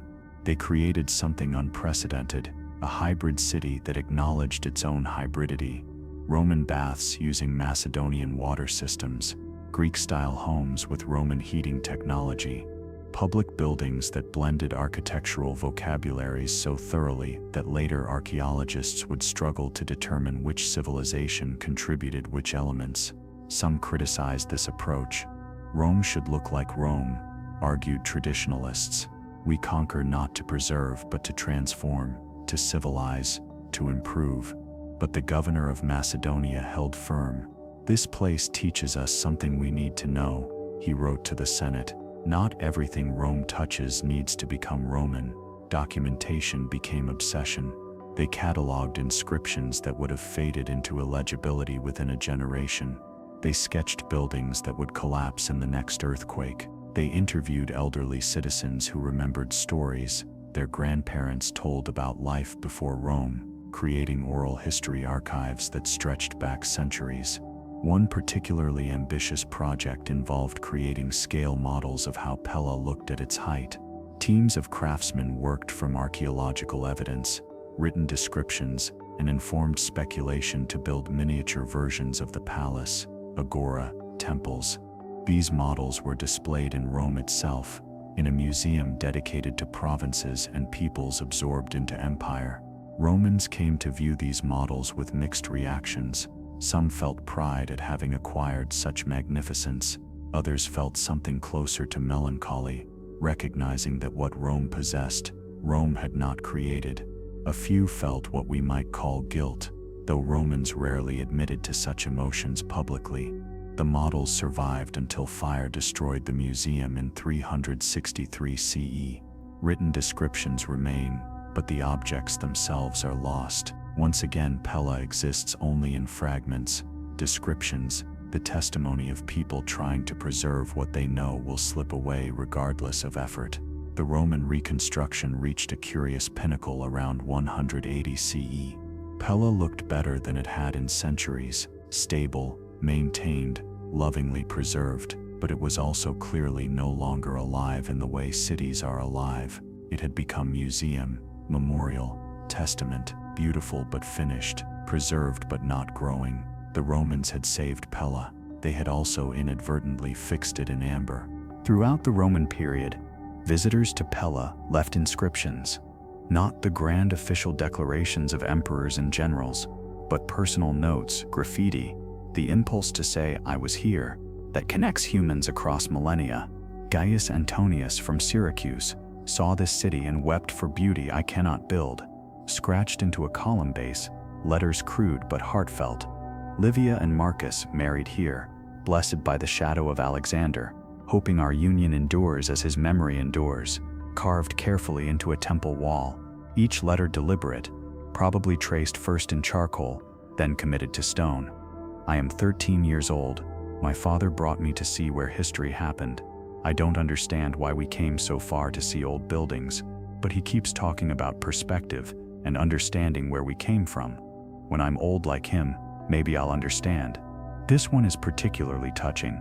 The child's confusion, the father's hope, the universal pattern of parents trying to transmit meaning to children who won't appreciate it until they themselves are parents. Some inscriptions were darker. Flavius, soldier, third tour in Macedonia, sick of this posting, sick of these ruins, sick of people who worship the past instead of building the future. I want to go home. Raw honesty of someone who found no magic here, only boredom and resentment. She died here. I brought her body home, but her spirit remains. If you see a woman in white near the Eastern Temple, Tell her Marcus remembers. Tell her I will remember until I join her. Grief written in stone, preserved long after the grieving man became memory himself. Children's inscriptions appeared at lower heights, crude drawings of animals, attempts at spelling their names, handprints pressed into soft mortar before it hardened. These unintentional testimonies might be the most valuable. Evidence that Pella, even in decline, remained a place where families came, where children played, where life continued in diminished but persistent form. One inscription appeared repeatedly, written by different hands in different locations. Alexander was here, grammatically odd, but wasn't here in the sense of this specific spot, unless the inscriber knew something we don't, but here in the larger sense of Pella, of Macedonia, of the world that remembered him. The phrase became almost mantra, repeated assertion that connected present visitors to legendary past. The last dated Roman inscription at Pella, Quintus Fabius, magistrate, ordered maintenance of the aqueduct and clearing of the agora. May those who come after continue this work. May they remember that we stood here, we cared, we tried to honor what was built before us. We leave this place to the future, hoping the future will be kind. 30 years later, administrative records show Roman presence in Pella had effectively ceased. What followed was centuries of silence, the site gradually buried by time and vegetation, waiting for modern archaeology to rediscover what Rome had once carefully preserved. Pella didn't fall dramatically. There was no siege, no fire, no enemy army putting it to the sword. The city simply diminished. People left gradually, drawn to other centers, following opportunities elsewhere, abandoning a capital that was no longer capital of anything important. The buildings remained, but emptier each year. By 400 CE, whole quarters stood vacant. Roofs began to collapse. Without maintenance, water systems failed. The careful engineering that had made Pella functional began to work in reverse, accelerating decay rather than preventing it. Nature reclaimed with patient aggression. Vines grew up columns. Trees took root in cracks between paving stones, their roots working deeper each year, breaking apart what humans had carefully fitted together. Birds nested in abandoned rooms. Small animals made homes in fallen temples. The wild reasserted itself. Earthquakes helped the process. The region is seismically active. Minor tremors common, major quakes arriving every few generations. Without people to repair damage, each tremor weakened structures that might have stood for millennia if maintained. Roofs sagged. Eventually, inevitably, they fell. Looters came, looking for anything valuable, leaving destruction in their wake. They pried up mosaic stones, thinking the colored pebbles might be precious gems. They weren't, but the damage was done. Mosaics that had survived intact for centuries were reduced to fragments in hours. Local farmers used Pella as quarry. Why cut new stone when worked stone lay everywhere, free for the taking? Macedonian columns were broken up for house foundations. Temple walls became field boundaries. The palace was gradually cannibalized to build peasant cottages. This process continued for centuries. Medieval villages rose partly from Pella's corpse. Modern structures contain ancient stones, their original purpose forgotten, their surface carvings often still visible, if you know where to look. The city was dispersed, distributed across the landscape, sleeping in walls that had no idea they were built from history. The site itself became pasture. Shepherds grazed sheep over the buried agora. Farmers plowed fields that covered royal apartments. The earth settled, grass grew, and Pella disappeared beneath a deceptively peaceful surface.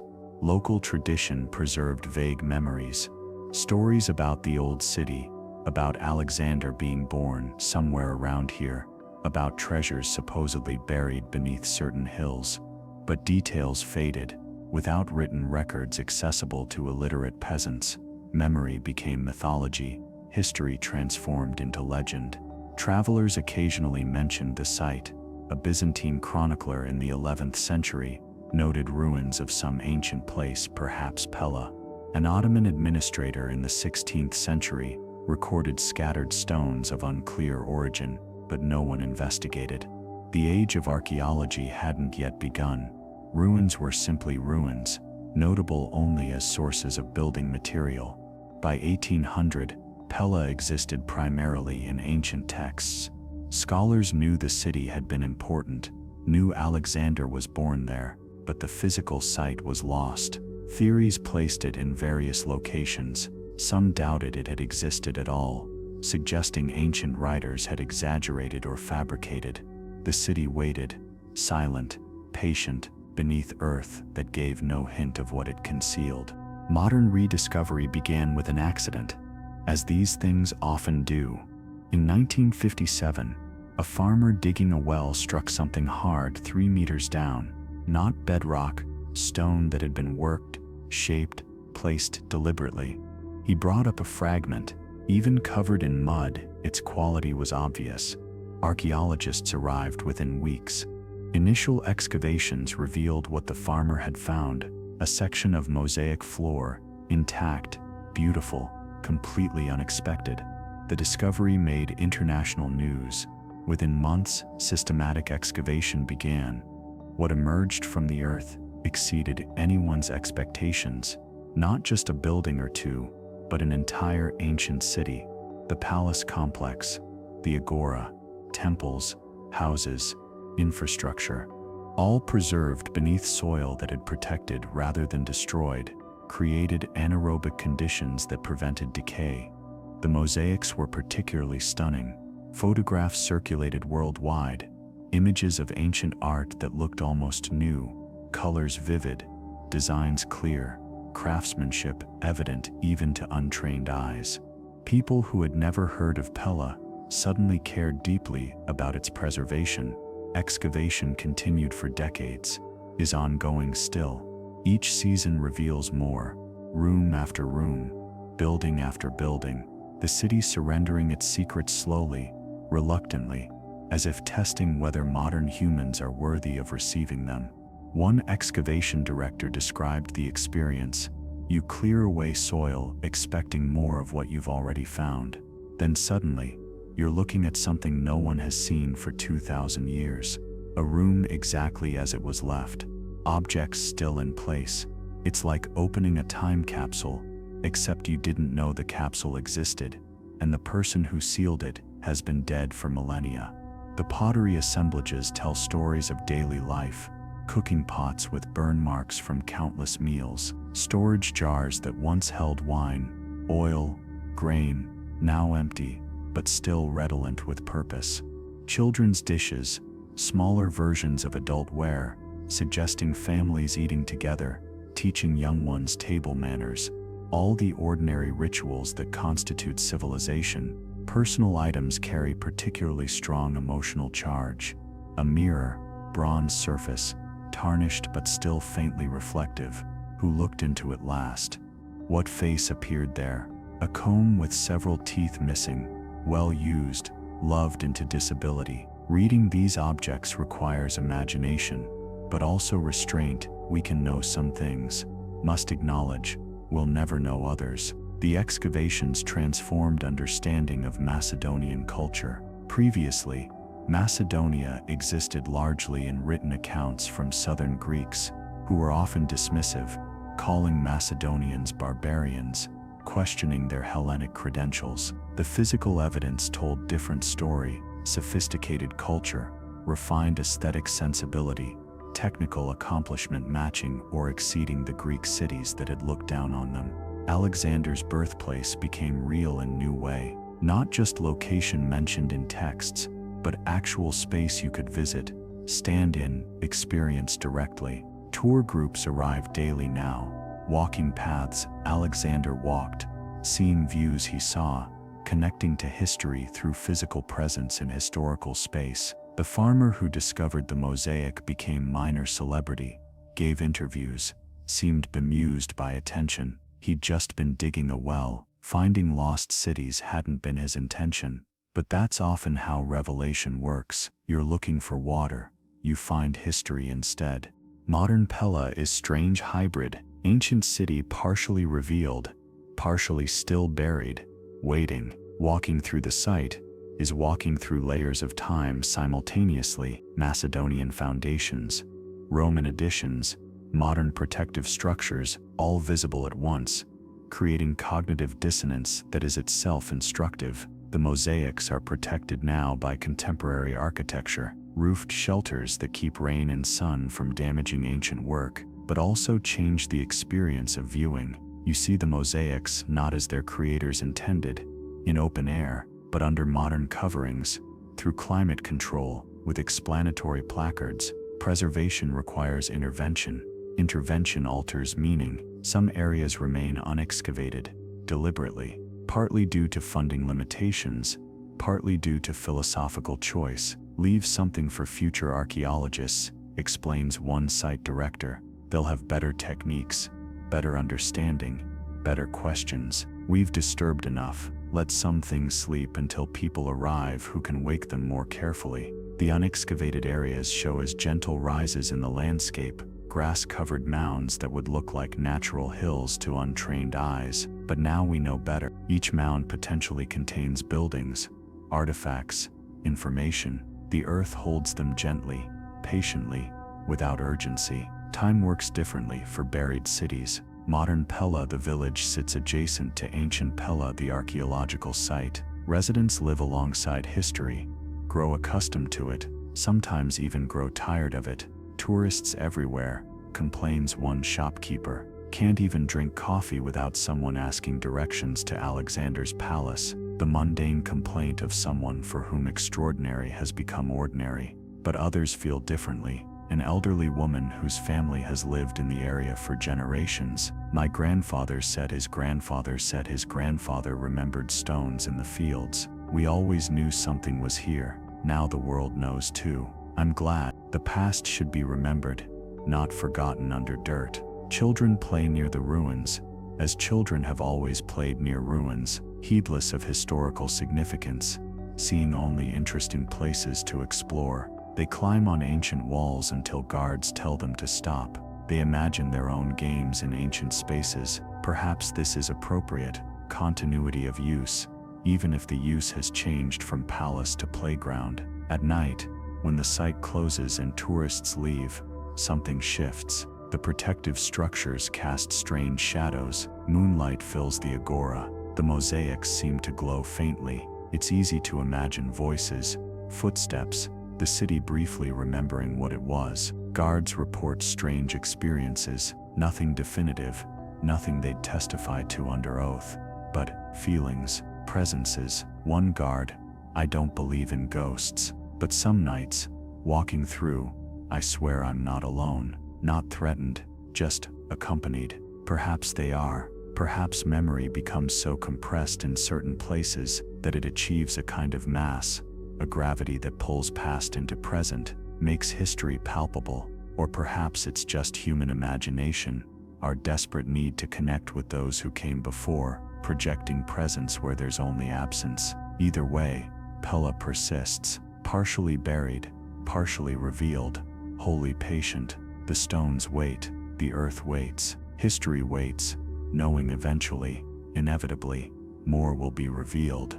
Before he was Alexander the Great, conqueror of the known world, builder of empire, living legend, he was just a boy in Pella, a prince, yes, but still a child with scraped knees and bad dreams, and the universal desire to please impossible to please father.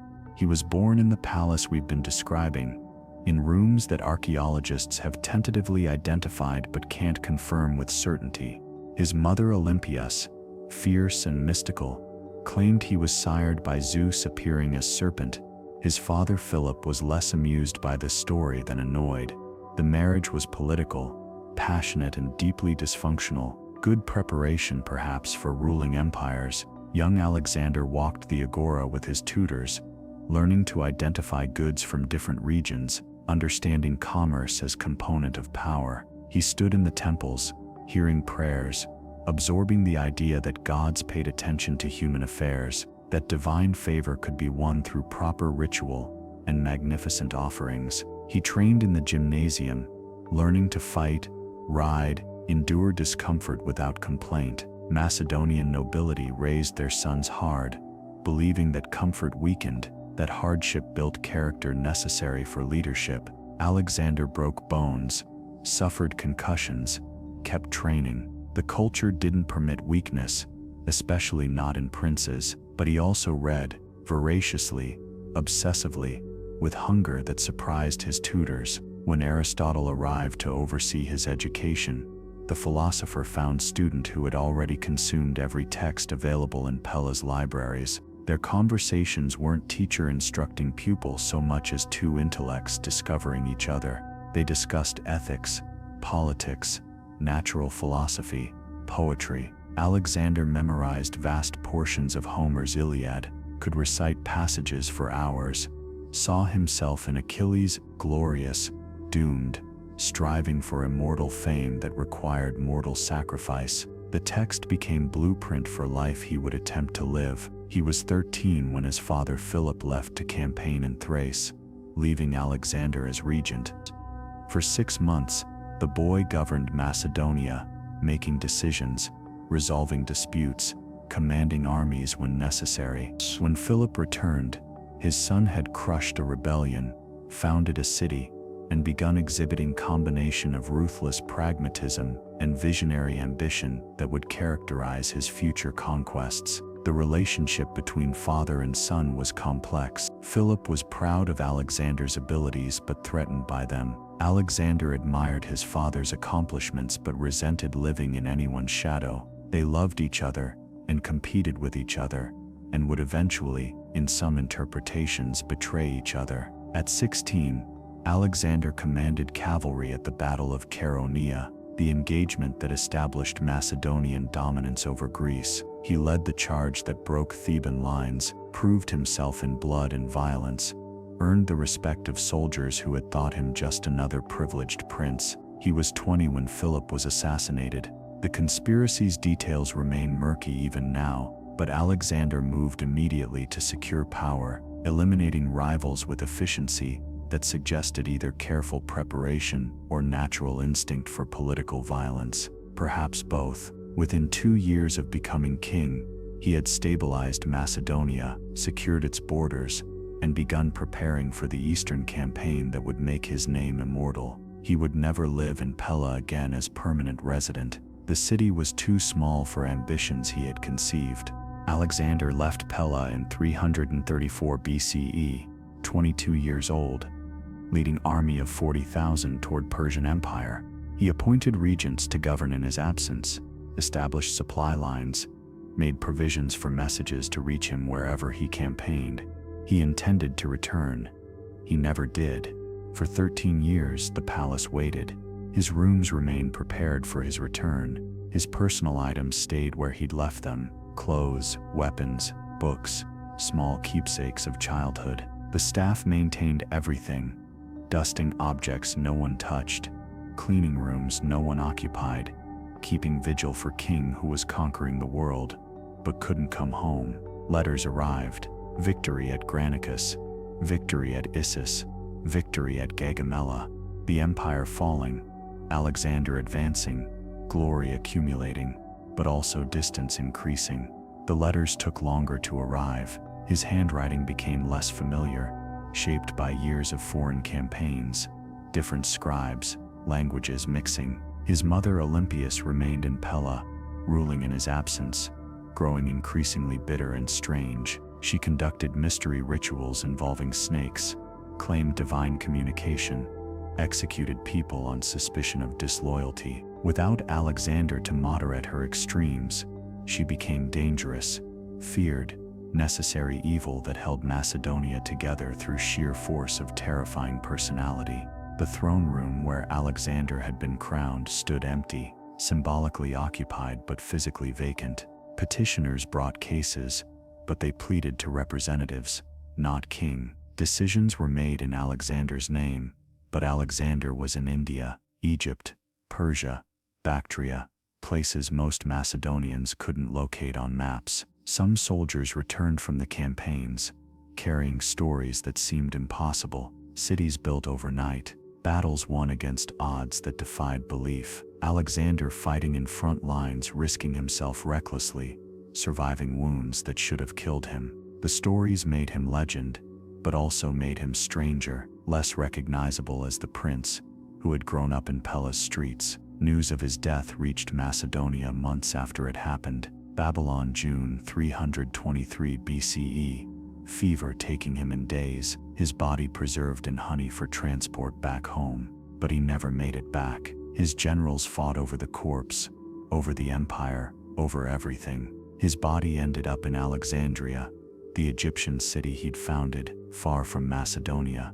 The throne remained empty. His half-brother Philip III was mentally disabled, crowned as placeholder. Then Alexander's infant son Alexander IV, born after his father's death, crowned while still being nursed. Neither could actually rule. The regents fought. The empire fragmented. Macedonia diminished. Pella continued, but as capital of shrinking kingdom, not expanding empire. The palace rooms prepared for Alexander's return were eventually cleared, his items distributed or stored, the vigil ending, not dramatically but gradually, through quiet acceptance that he was truly, finally, permanently gone. The empty throne became symbol.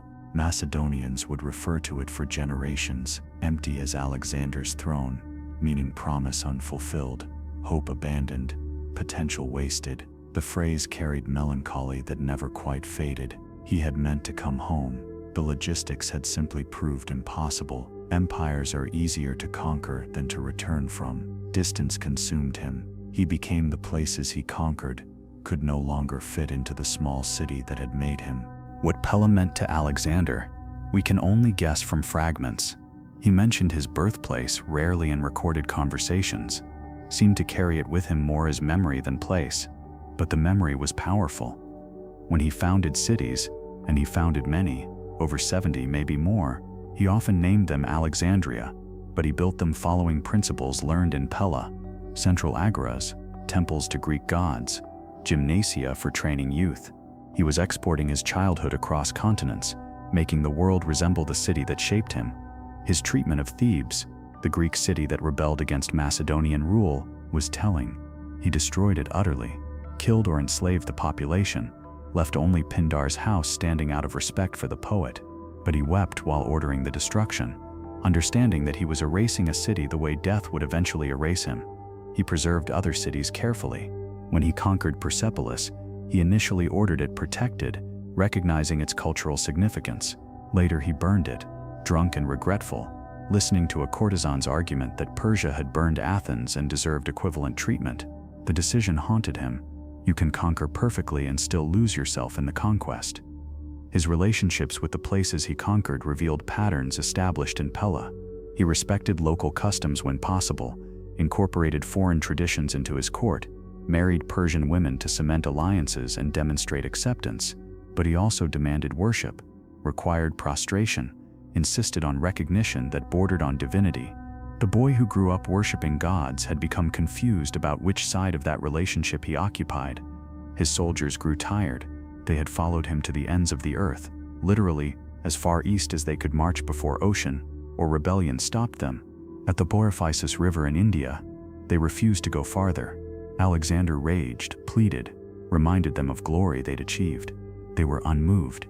They wanted to go home. Alexander sulked for 3 days, then agreed to turn back. But home for him was no longer Pella. He'd been gone too long, changed too much. He established Babylon as his new capital, planned campaigns to Arabia, thought about Western expeditions to Italy and Carthage. Home had become wherever he happened to be conquering. When he died, his last words supposedly were, to the strongest when asked who should inherit his empire. Ambiguous bequest, either wisdom or evasion. His generals would fight for decades over what he meant. But perhaps the real inheritance wasn't territory or power. Perhaps it was the idea of Pella itself, the model of city-making he had learned in childhood and exported across the known world. Alexander died, his empire fragmented immediately, but his cities persisted, many of them carrying forward architectural and cultural principles developed in a Macedonian capital most would never see. Pella made Alexander.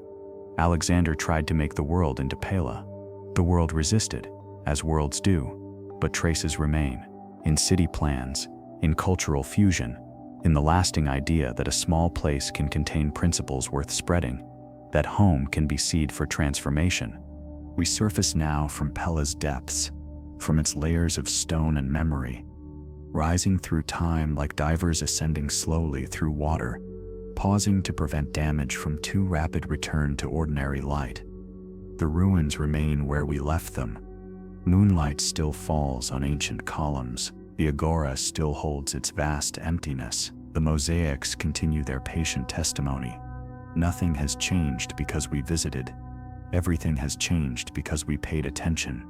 Pella teaches something essential about what remains when power departs. The generals are forgotten. The politicians' names survive only in specialist texts. The empire lasted barely a generation before fragmenting into successor states that themselves eventually fell. But the city persists, partially buried, yes, partially destroyed, certain, but present in ways that matter more than simple physical survival, present in every city plan that echoes its design, present in every marketplace that follows its organizational logic, present in the idea that cities can be beautiful and functional simultaneously, that beauty itself is functional, that how we build reveals what we value. The temples are silent now, their gods departed or sleeping, but silence has its own eloquence. The absence of prayers still testifies to human need for something beyond human scale. Empty sanctuaries are negative space that defines faith's shape through its absence. The Roman layer, that careful addition of empire attempting to honor what came before, teaches different lessons. Conquest need not mean erasure. Power can be exercised through preservation. Legacy involves not just building but maintaining, not just creating but protecting, not just conquering but understanding enough to keep what deserves keeping. Alexander's shadow stretches long, but it's shadow of a boy who walked streets we can still walk, who learned lessons in buildings we can still visit, who became myth but started as human, with human doubts and mortal fears, and the universal hope that his life would mean something beyond its brief duration. If you visit Pella Nat, and you can, it's there, waiting. You'll find archaeological site with explanatory placards and protective structures, and tour groups listening to guides explain significance. This is appropriate, necessary, good. Knowledge should be shared. History should be accessible. But if you can arrange to visit at dawn or dusk, when light changes, when crowds thin, when the boundaries between then and now become permeable, stand in the agora, be silent, listen. You won't hear voices, exactly, nothing so literal, but you might feel presence. The accumulated weight of human activity in a space where humans gathered for centuries. You might sense the conversation between past and present that all historical sites conduct, whether we notice or not. You might understand, briefly, that you are not separate from this history. You are continuous with it. The people who built Pella, who walked its streets, who lived and loved and died within its boundaries, they were not fundamentally different from you. Time separates you, time connects you. The paradox is the point, the softest possible sound. Wind through ruins, the stones remain, the earth holds them gently. Stars overhead look down on Pella, as they always have, indifferent witnesses to empires risen and fallen, monuments built and ruined, lives lived and forgotten, and occasionally, unexpectedly, remembered. We leave the city sleeping under moonlight. It will be there tomorrow. It has been there for millennia. It will persist, patient as only stones can be patient, waiting for the next visitor to arrive, seeking connection to the past, hoping to understand something about who we are by seeing clearly where we came from.